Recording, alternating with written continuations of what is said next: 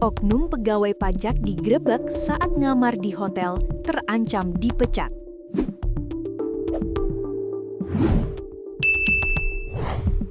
Dua oknum pegawai kantor pelayanan pajak atau KPP Wonosari berinisial ZN perempuan dan BMC laki-laki terciduk sedang berduaan di sebuah kamar hotel di Jalan Laksda Adi Sucipto, Jumat malam, 30 Januari 2026.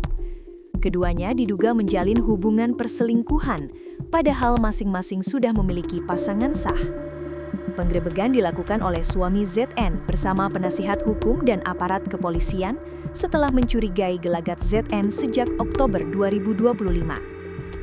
Tim penasihat hukum suami ZN, Agung Nugroho SH.MH, menyampaikan kasus ini telah dilaporkan ke pihak berwajib atas dugaan persinahan. Agung menambahkan, ancaman lebih berat justru datang dari sisi kedinasan.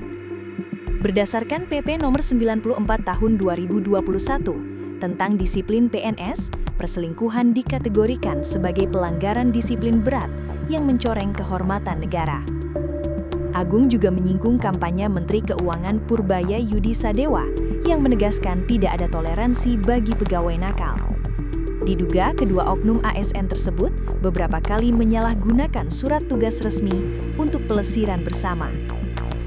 Jika terbukti bersalah melalui pemeriksaan internal, keduanya terancam hukuman disiplin berat berupa pemberhentian dengan hormat tidak atas permintaan sendiri atau pemecatan, jelasnya.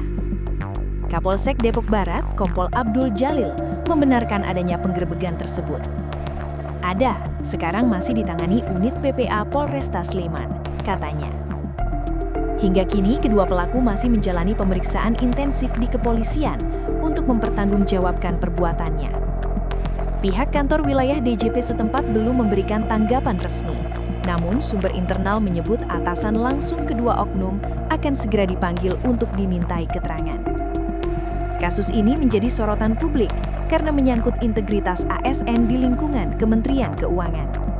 Selain ancaman pidana, keduanya juga menghadapi resiko sanksi disiplin berat hingga pemecatan.